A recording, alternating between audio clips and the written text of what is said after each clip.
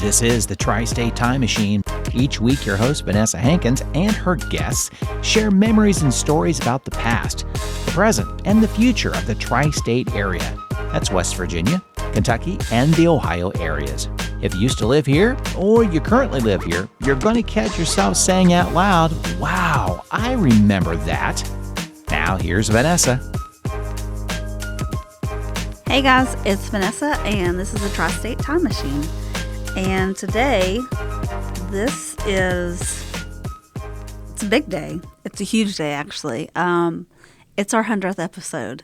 So insert all of the heart emoji eyes here, and insert all of the clapping noises and all of the celebration noises, because it's literally our 100th episode. Oh my gosh, like I can't believe it. I tell you guys this all the time.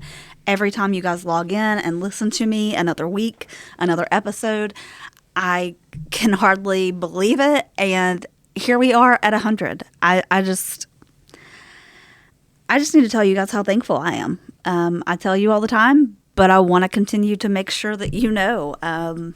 Thank you. I know that WG is looking down, and he thanks you as well. And we are, I always say we. I never mean to say we.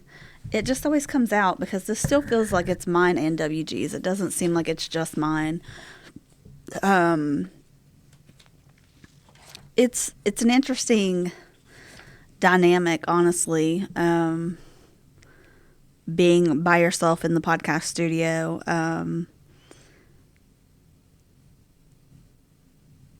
You're essentially talking to yourself. Although I know all of you are going to eventually listen in the moment of recording, I'm talking to myself. So it's always interesting to see how these turn out when all is said and done. Let me, I guess, start at the beginning. We're going to talk about the story of the podcast, how it started, where it's been, where it's heading, and yeah. Now, a lot of you know that I started this show with WG. He was not only just my co-host, but truly my partner in crime on this ride. WG has since passed, and I can't even begin to tell you how much I miss his presence, his humor, and the energy that he brought to this time machine. Today, this recording, this episode, is just as much about honoring him as it is about celebrating the show that we built together.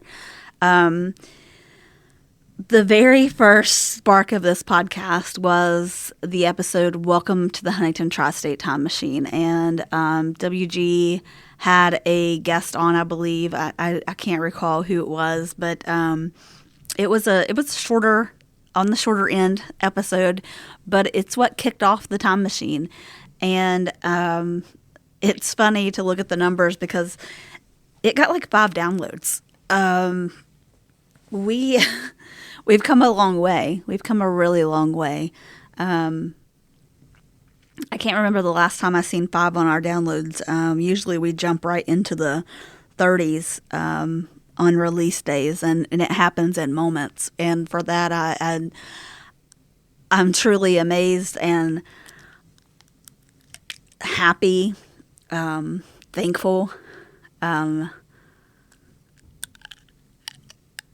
There's so many emotions, honestly, that come up when I think about the downloads we get now as opposed to what we had then. But I want to share how WG kind of came up with the idea of the podcast. It was all him, not me.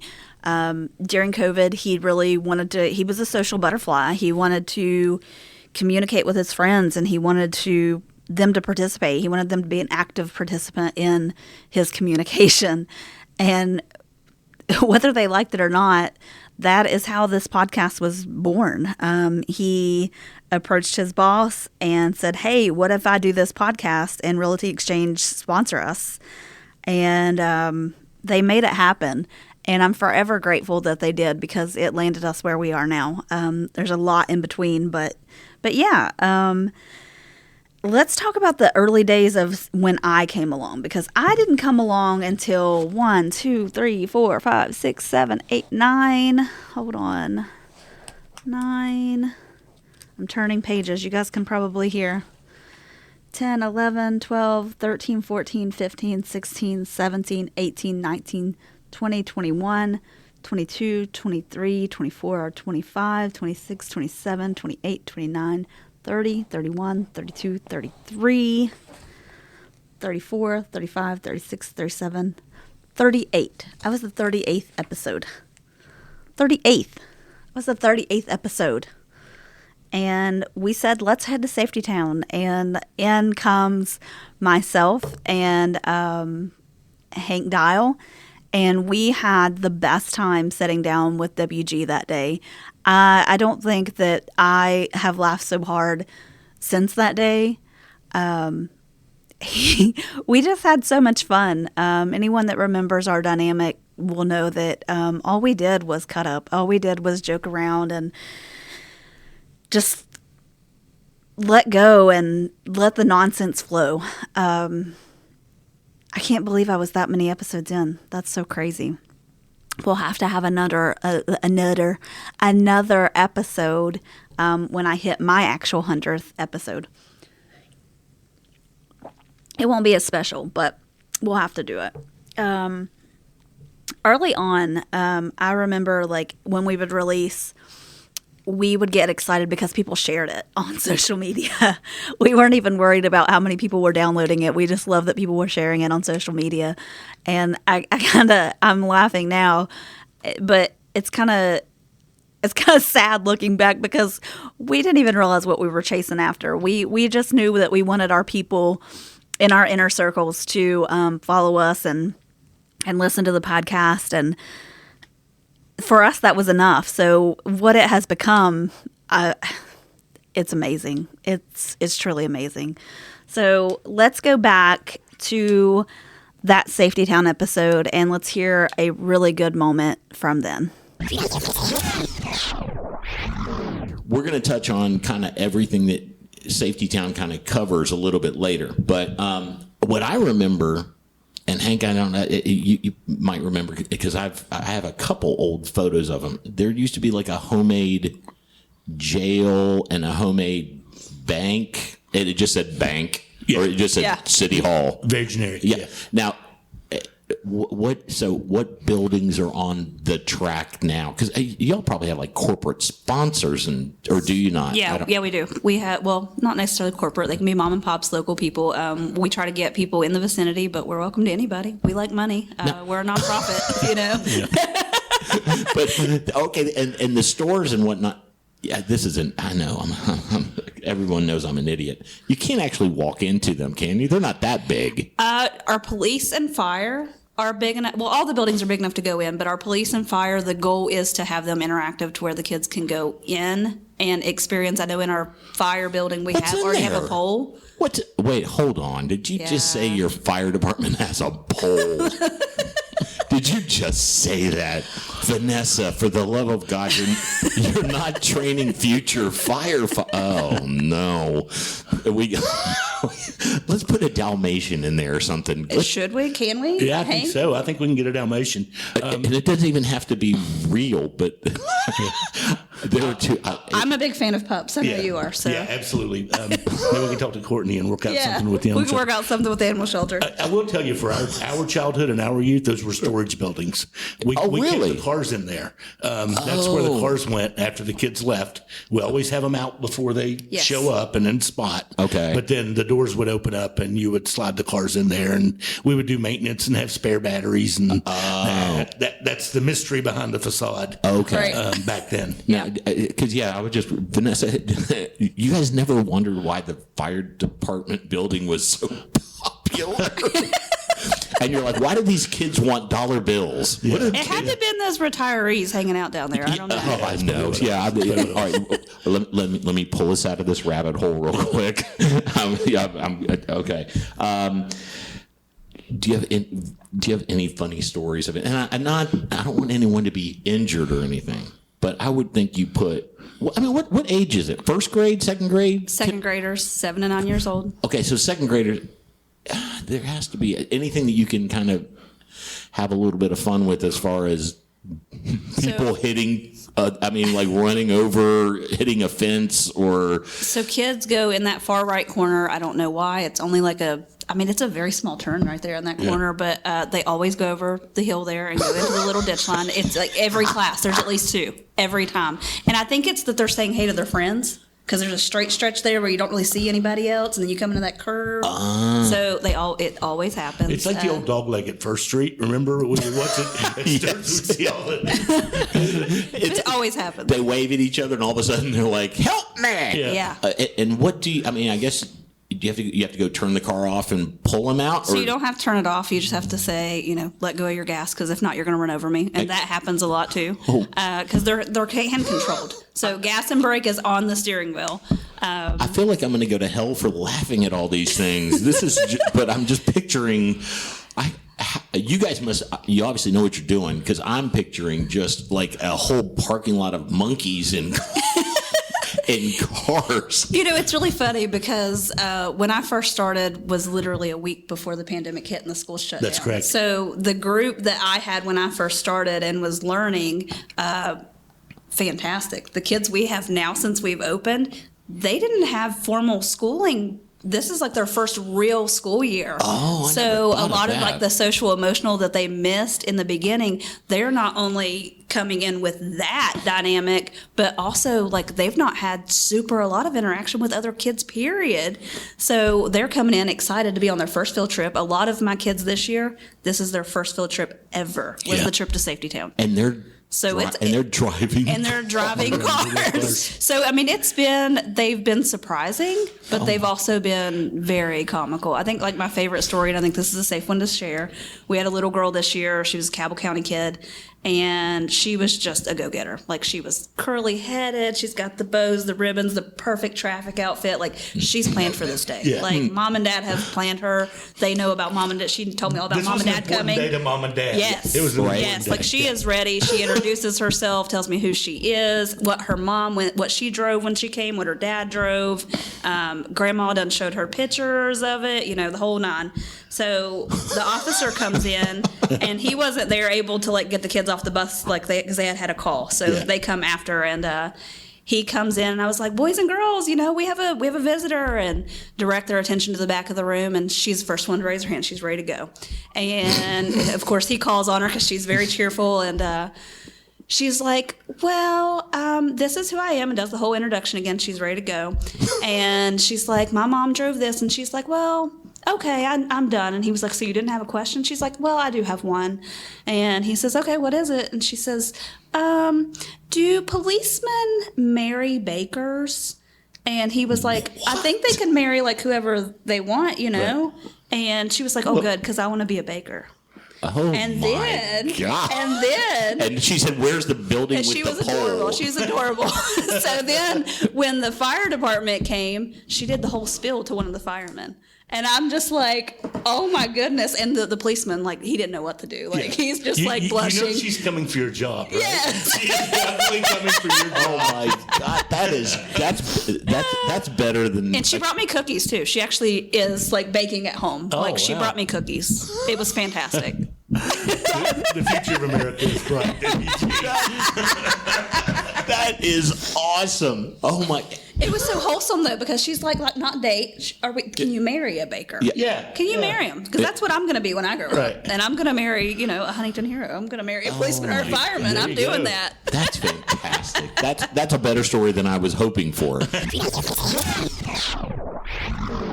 Wow, what a memory. Oh, it almost brings tears to my eyes, honestly. God, I miss him. I miss him so much. He was so fun. Such is life, though.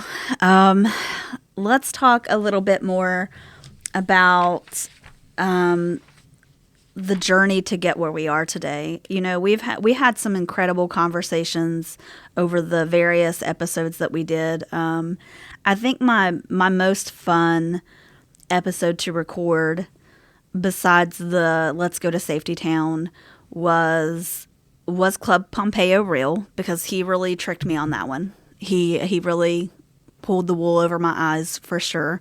That one was a fun one, so go back and listen to it if you haven't. And then I think my next was a day in the life at Gina's, because I had such a really good time with my brother-in-law and WG, and we laughed so much. But I think my funnest one to record, because of the experience that we had, and I got to experience that with WG, and looking back now, I'm forever grateful. I am terrified of heights. Like, that is a very big thing for me. It's a point of no return, honestly. I come unglued. I am a hot mess. But we went to Heritage Farm and we did the zip line, and we met with staff there, and they assured us that we were going to be safe and make it to the bottom in one piece. And believe me, I asked them many, many, many, many times. So let's listen to a little pinch from that episode. Don Gibson was a stock boy at Wagner Brothers, the hardware. Oh, yeah, I remember So that it's place. like all these people had like their day jobs, Well, and then we're like coming here. And He told me Dad had came out there and bought a basketball backboard from Wagner Brothers. And Don went out to the storage thing and was loading it up in Dad's truck. And Dad said, "Hey, do you know anybody who can install this?" And by the way, it was my 10-year-old birthday present. Oh, nice. The second floor of the dairy barn was a basketball court. Oh, wow. But anyway, That's cool. And so You were 10 years old and you had your own indoor basketball yeah, man, court. in the barn. It was awesome. And then they discovered. Why were we not friends growing up? Well, but then they discovered, due to my vertical challenge, that really We're not wasn't gonna going be to a ball my. player. So they went ahead and just It's not turned it gonna into be a your museum. calling. So yeah. The inspiration for white men can't jump, ladies and gentlemen. So I was not legendary relevant to in the dairy barn, but. Oh, legendary You're now and getting dairy Welcome to the barn. show, WG. It's been a great time. usually it's me that's way behind. Audie is here all week, ladies and gentlemen. Don't forget to tip your bartenders and waitresses. I just wish everyone could see your face when it dawned on you. Yeah. That's what's great is the Oh, expression. goodness gracious. All right, well, let's talk about some of the newer stuff, because we zip lined today. Can you believe it? Like, I'm alive. Yeah. Crazy. But wasn't it fun? This was your first Oh time. my God, it was so fun. I'd done it a few times before, but yeah, and a great setup. And if you've never zip lined before, it's as safe as can be, and they've got a great crew up there. I was gonna say, you like, couldn't fall if you tried. I don't know how old they are, but I'm gonna call them kids because they feel like kids to me. But all of them up there were so kind to me and talked me through it, and it was kind of beautiful, honestly, because I was just like, oh my gosh, I'm here in like the scariest moment of my life. Yes. Yeah. And they were so nice. That's how old? 3 years? 4 years? How long has it been up? It went in 2021. Okay. And what's that big Talitha Coombe. Talitha Coombe. Okay, we could not understand when they were telling Talitha us. Coombe is a 4-story challenge course. It has over 30-some different challenges, and it completes with the mountaintop drop, which is a 40-foot vertical free fall. Yeah, that's what the girl was telling me about. She's like, yeah, it's so fun. I'm like, yeah, right. Yeah. No way. Doozy. Fun for somebody else, not for me. All right, wow. You record these episodes and you send them into the editing company, and Circle 270 Media does amazing work with them, but you forget how truly mesmerizing these moments are until you rehear them, and you've lost someone like we lost WG. You don't really realize you were making a memory until it's hitting you right in the face, So there's a few episodes that we did with some friends of WG's and previous guests and stuff like that. Those episodes were hard. Yeah, that's it. They were hard. They were very, very difficult. They were beautiful in their own way, and it was a beautiful tribute to WG. But it was hard. I think we did.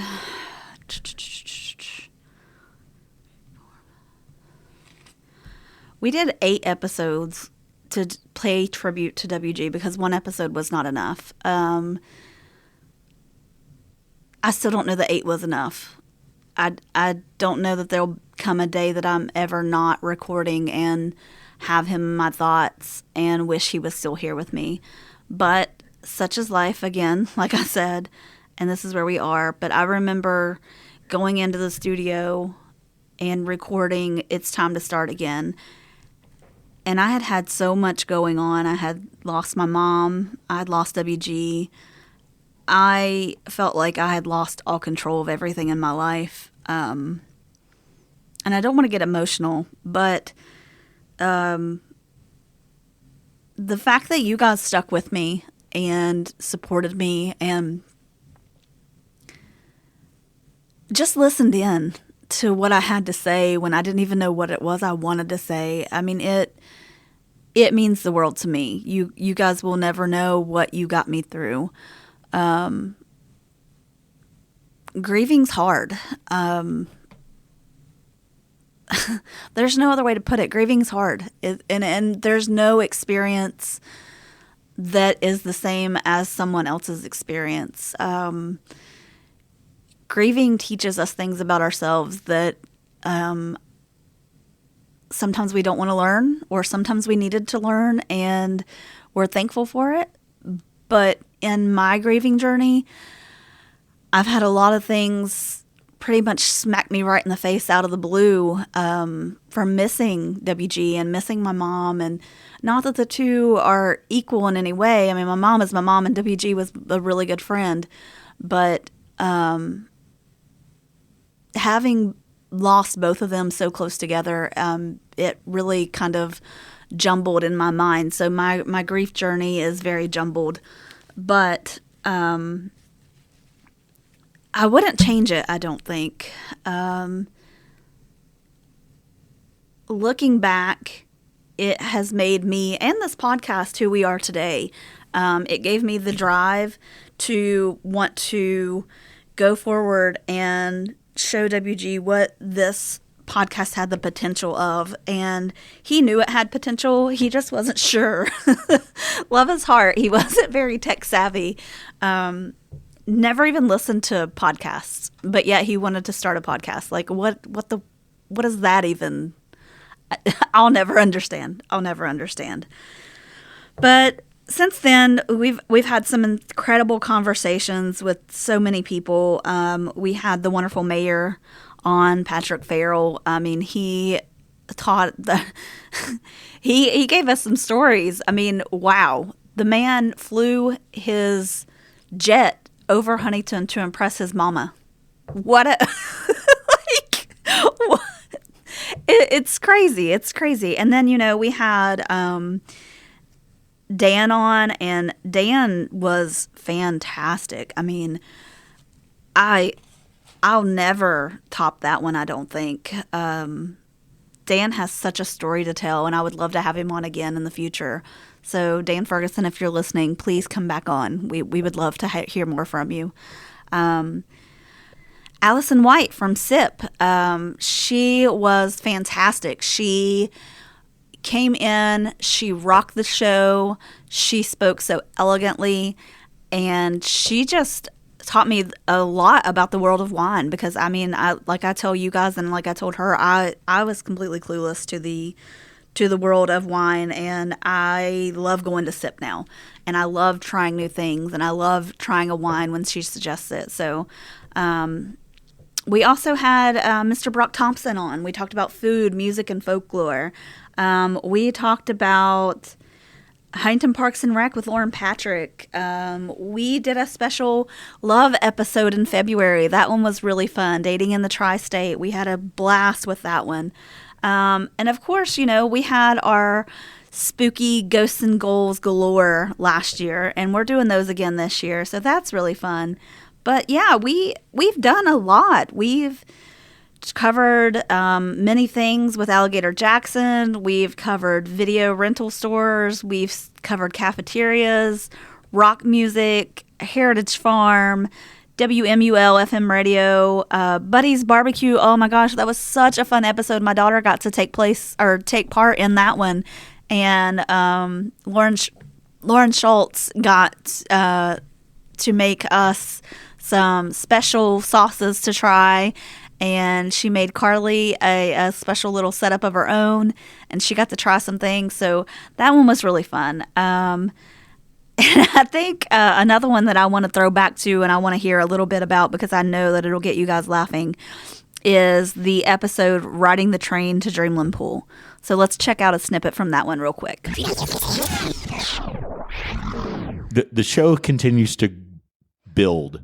So you make me nervous with that little laugh there. Well, because we're getting more and more feedback from people I don't know. Oh, yay. This one listener sent in a message to one of the social media platforms and said, if I have to hear this guy say he's from Houston one more time, I'm going to jump out of a window. She didn't enjoy the stories as much as I did, apparently. I guess I didn't realize every show it somehow comes out. So well, but it was a big part of your life. And so anyway, so I was in Houston. And yeah, so sorry, whoever you are, I have no idea who you are. Hate that for you. Yeah, exactly. But so here's my Dreamland experience, and then I want to get to yours because this is going to be different. And I also have told, good God, on so many episodes. Yes, I used to work at Stewart's Original Hot Dogs. Okay, still a favorite around here. Went to University of Houston, and the deal was my mom was like, okay, I'll take care of tuition. Dad was like, I'll take care of room and board.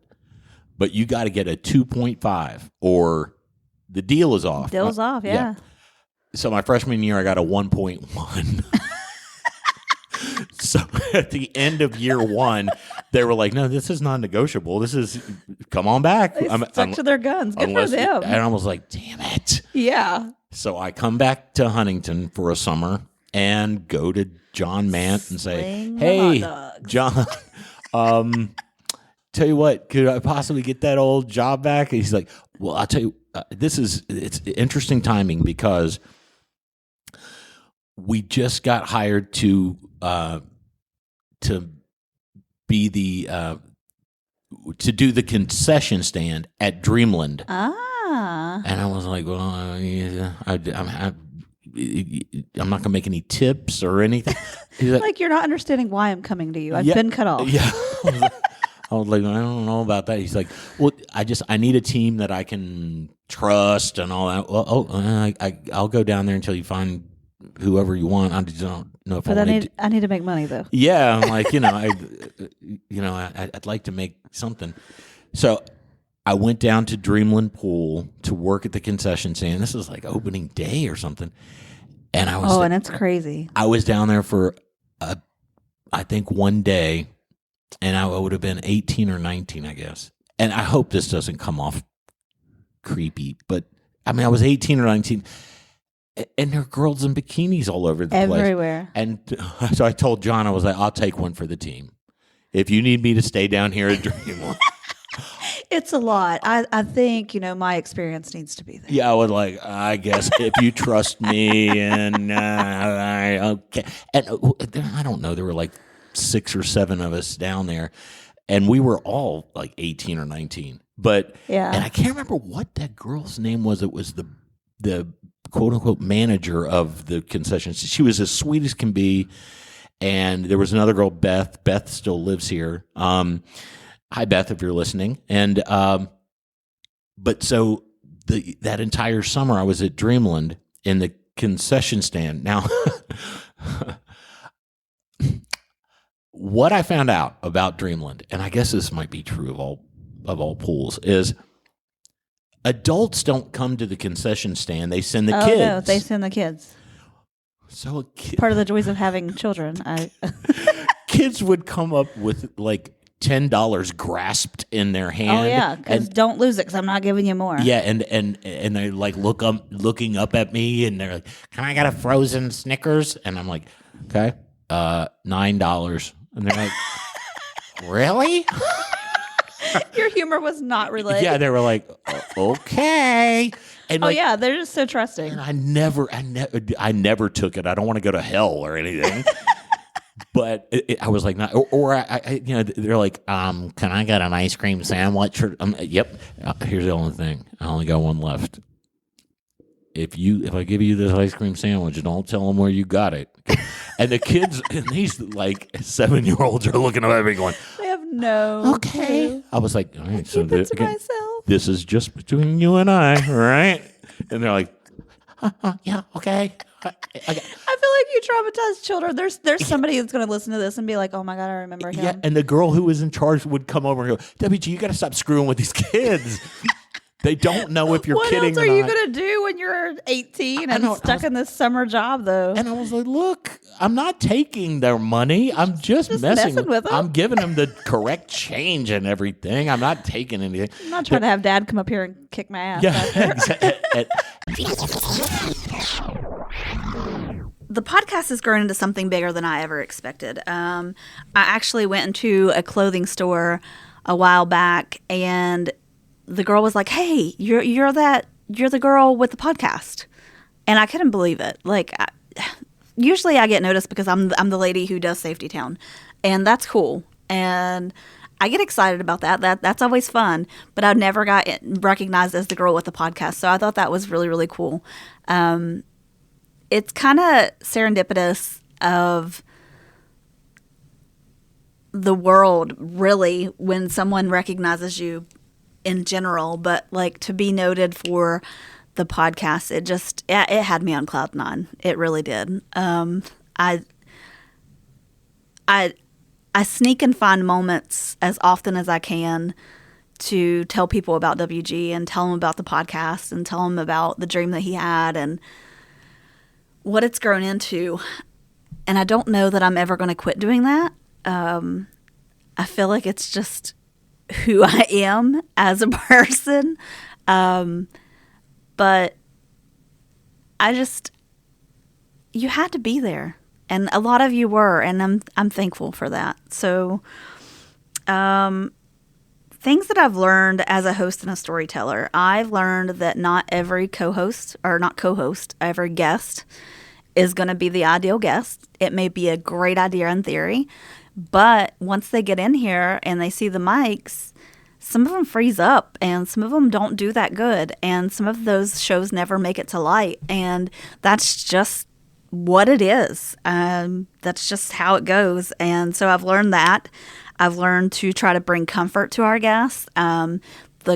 The studio itself has changed a lot in navigating how to make our guests as comfortable as possible. As a storyteller, I've really worked on my voice. I can use the classroom to practice it a lot, so that's nice. But it does take work. It leaves you feeling crazy most days because you sit in this room and you talk to yourself and you record and you're like, okay, it's been 30 minutes. Okay, it's been 40 minutes. Okay, it's been 50 minutes. This is good enough. And you hit stop and you take off the headphones and you take a sigh of relief that, okay, I did another episode.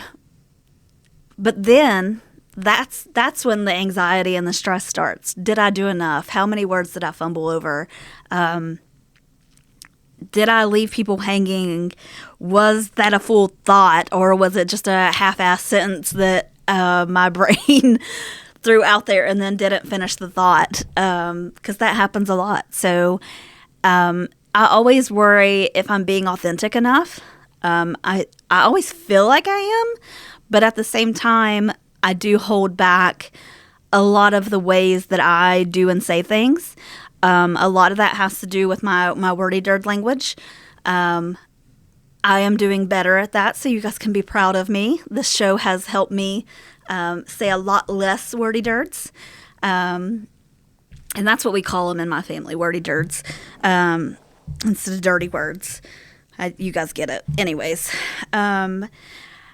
we have our community of listeners that we all get together on Facebook in our group, fans of tristatetimemachine.com, or there's not a .com, it's on Facebook. But anyways, you guys get the picture. But I have grown to love that community. At first I was like, no, this is just going to be another place for me to talk to myself. But it's turned into a community that embraces me and I embrace them. And there's nothing I love more than getting a new friend request and someone sending a message and being like, hey, I listened to the podcast. I'm a big fan. Love it. Love this, love that, whatever it may be. And then, of course, I go right into the story of WG and how it started and how this wasn't technically mine, but I inherited it and, and where we are now. But I'll tell you again, guys, like I'm always mind blown that people listen in, that people like it. It's very exciting. It's very exciting. And I'm going to say it probably 50 more times. Thank you. Thank you. Thank you. Thank you. So where do we go from here? I'm really excited about the last guest that we had on. He was phenomenal. He kind of reinvigorated the joy for me in this. There's been a lot of changes in my life recently. And with those changes being made, I'm a more positive person.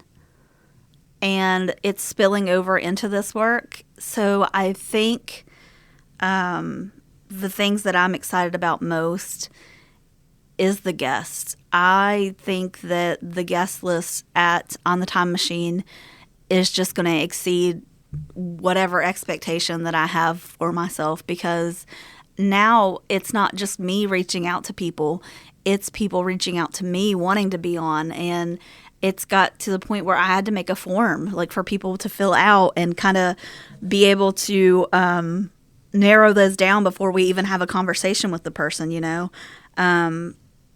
We've got a lot of local stories. I really want to do one on the peanut shop. I have one set up for the tri-state area, like in general, of how the tri-state was formed. There's so many. I have so many ideas. So maybe we'll have a live show. Maybe we won't. I don't know. It was in the talks. But I don't know. I think probably my favorite thing that I'm looking forward to is just bringing more to you guys. I would like to maybe up my posting, or maybe keep it at a steady bi-weekly, because I really like the bi-weekly. It isn't overbearing for you, the listener, or for me, the host. But I do want to widen our horizon as to what we have on the Time Machine. So that's a plus. I do want to reflect on what makes Huntington, West Virginia, Ohio, Kentucky, the tri-state area unique in the podcast. It's unique because, in